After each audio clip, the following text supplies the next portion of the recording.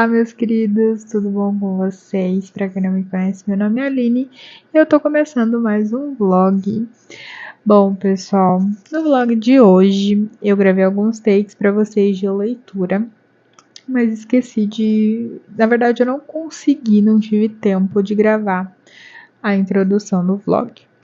Nesse vlog, a proposta é ler o livro A Verdade sobre o Caso Harry Cabert, do Joel Dicker. Ele tá aqui no meu colo, eu tô lendo, mas eu não vou conseguir mostrar agora pra vocês porque eu tô segurando o microfone aqui e o celular com a outra mão. Mas atualmente eu estou na página 93, se eu não me engano, que foi o que eu consegui ler hoje.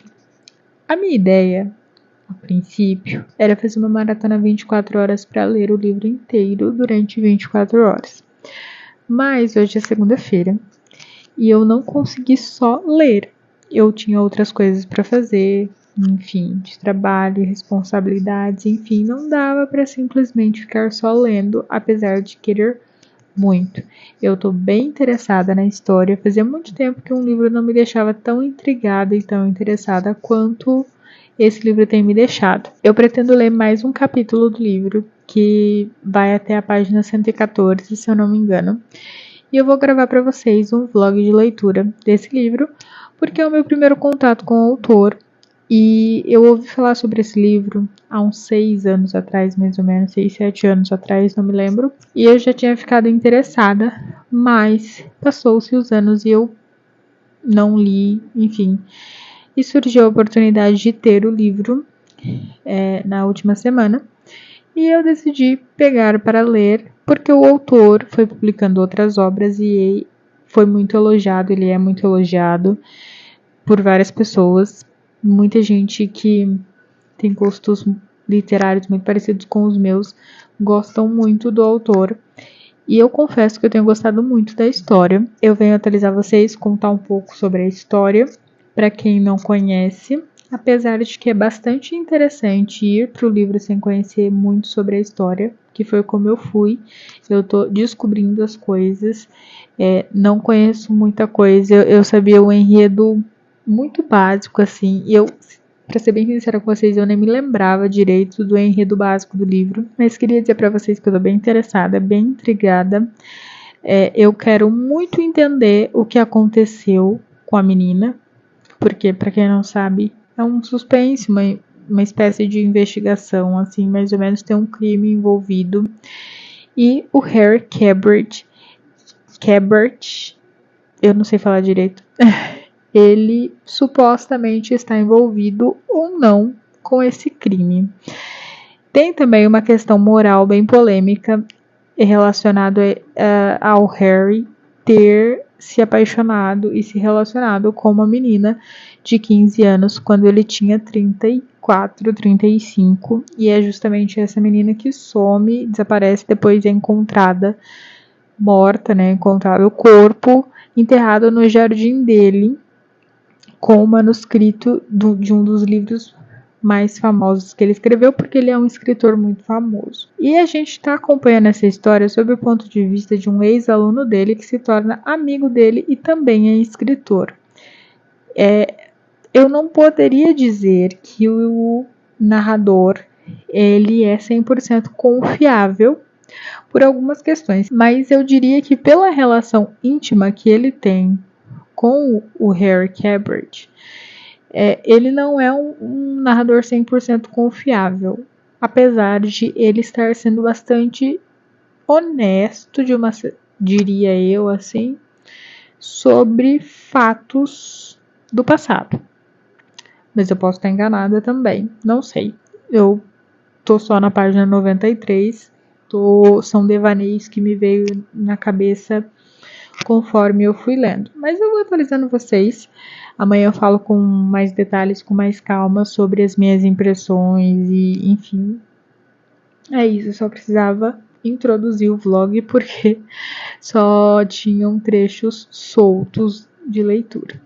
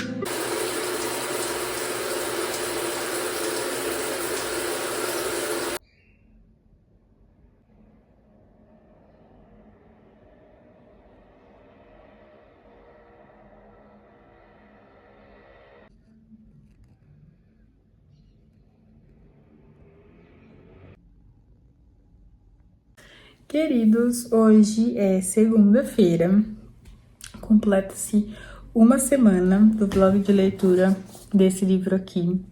Faltam 100 páginas para eu acabar. Eu vou terminar esse livro hoje, porque eu adiantei o máximo que eu consegui no final de semana. Ai, gente, desculpa tá fazendo esse take sem microfone, mas é porque eu meio que tô na correria, assim. Eu precisava fazer uma atualização para vocês, porque, ó, desde a última atualização eu acho que eu tava... Não sei se eu tava na metade ou se eu tava indo pra metade do livro, mas eu tenho um bom argumento para vocês por não ter feito muitas atualizações. Primeira coisa que eu tenho para dizer para vocês, estou no final do livro, eu já descobri boa parte de tudo que envolve esse livro, mas eu não queria falar muito sobre ele, porque eu acredito que a experiência de você ir para essa leitura sabendo o menos possível é a melhor, assim. Eu fui sem saber quase nada sobre a história. Na verdade, eu fiquei sabendo sobre a história há 6, 7 anos atrás, então eu tinha lapsos de memória sobre a história. Na realidade, eu fui praticamente quase sem saber nada, porque fazia muitos anos que eu tinha ouvido falar sobre ele. E passou-se o tempo, e só agora eu tive o estalo de conhecer o autor, depois dele ter publicado diversas outras obras e diversas outras obras terem vindo para o Brasil. E é uma história surreal, assim. No take, teve um take que eu comentei com vocês que talvez o narrador não fosse tão confiável. E eu talvez estava enganada. Enfim, a história se desenrola de uma forma que você passa a perceber que o narrador, né, o personagem principal ali, o Marcos, ele seja confiável, que talvez ele está nesse imbróglio todo aí por duas questões principais, né? Pelo Harry ser o seu melhor amigo e ser a única pessoa que ele tem na vida, assim, que ele ama efetivamente, que é seu amigo. E também porque ele está em desespero para escrever o seu segundo livro. De uma certa forma, ele quer proteger o seu amigo, a imagem do seu amigo diante de toda a situação que envolve ele, mas ele também quer salvar a própria carreira e escrever um segundo livro. Mas um ponto muito interessante dessa história é que o livro ele é vendido como um livro que fala sobre um crime, né? Um caso que aconteceu há 33 anos, onde uma menina desapareceu, uma menina de 15 anos desaparece e 33 anos depois ela é encontrada, né, o corpo dela é encontrado, enterrado no jardim da casa em que o Harry Cabridge mora. Para mim, essa questão toda do desaparecimento e do crime em si são pano de fundo para uma coisa muito maior. Eu acho que as questões éticas e morais abordadas no livro, elas ganham muito mais espaço do que efetivamente o crime que acontece. O desaparecimento dessa menina, enfim, tudo. O que eu senti é que o que acontece com ela, toda essa questão de investigação e tal, ela tá muito mais ali para evidenciar questões éticas e morais do que efetivamente para ser protagonista de tudo. Nossa, eu engasguei, gente. Conforme você vai lendo, você percebe que todo mundo naquela cidadezinha tem alguma coisa para esconder. Ou tem alguma questão moral que fica por debaixo dos panos. Seja relacionada ao caso, seja não relacionada ao caso. Você percebe que conforme a história vai se desenrolando, ela não é completamente linear. É uma teia de aranha. E isso envolve muitas coisas mesmo. Não é uma simples história de crime, tá? É um livro sensacional, sem dúvida alguma vai entrar para os favoritos do ano, porque eu tô em choque o quanto essa história é boa, o quanto esse livro é bom, o quanto o autor escreveu muito bem essa história. E eu quero muito terminar para entender onde isso vai dar, qual vai ser o final disso tudo, né? Porque, querendo ou não, muita coisa já foi resolvida, mas tem outras perguntas sem respostas. Mas, sem dúvida alguma, gente, já fica aqui a minha recomendação desse livro. Fazia muito, muito tempo que eu não lia um livro de suspense / investigação tão bom.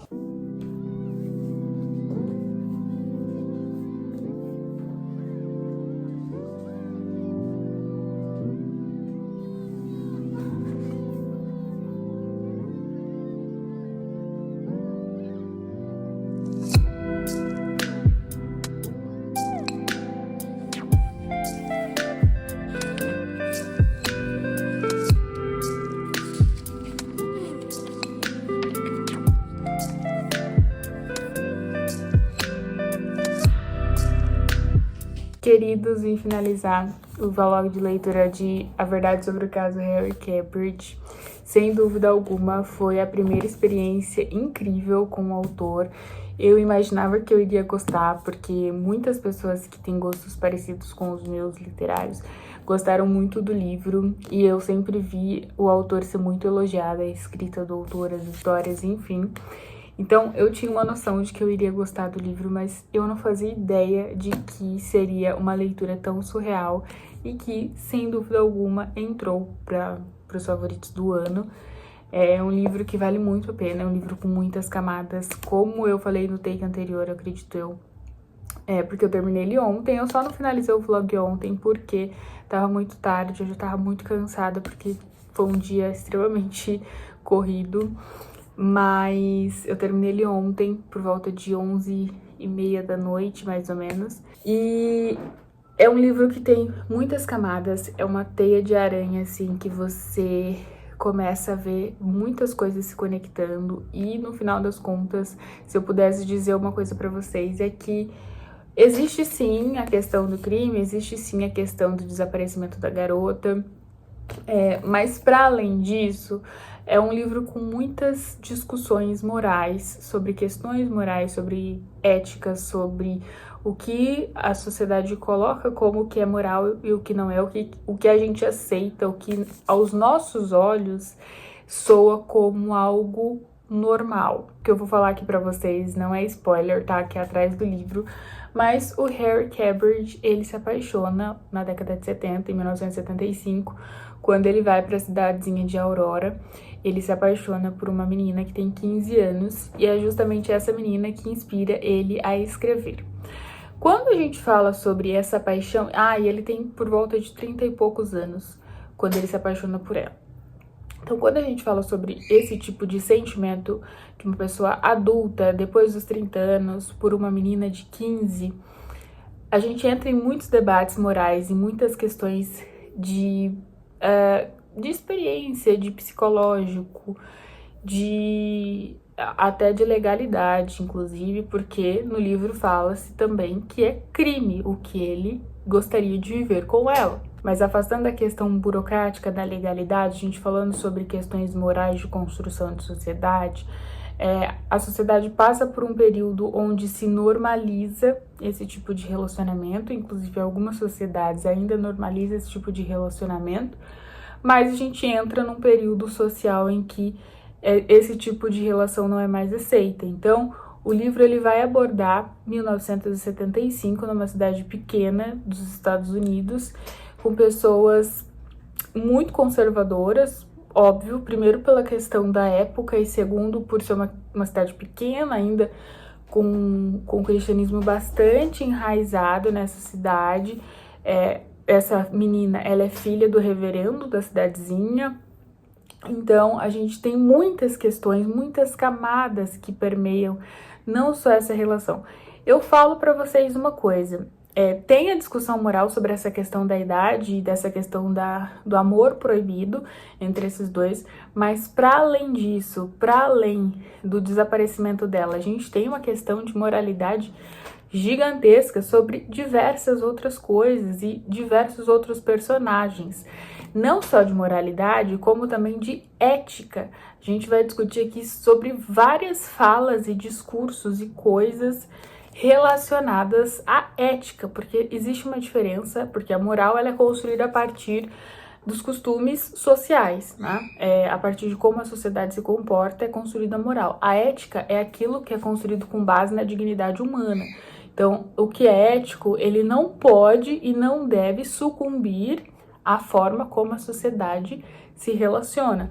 Já a moral é construída a partir disso. Então, a gente tem vários discursos relacionados a racismo, relacionado a questões religiosas, né? Principalmente sobre o preconceito religioso em relação aos judeus, porque a gente está falando de 75, parece um lapso temporal muito grande, mas do período da Segunda Guerra para 75 não é um período tão grande assim, e os Estados Unidos, principalmente nos livros do King, a gente vê bastante isso, ele discute bastante os vestígios que o preconceito deixado pelo regime que a Alemanha viveu, os vestígios que isso ficou nos Estados Unidos, que deixou nos Estados Unidos, e aqui a gente também vê isso em falas de pessoas, assim, que às vezes você fica, meu Deus do céu.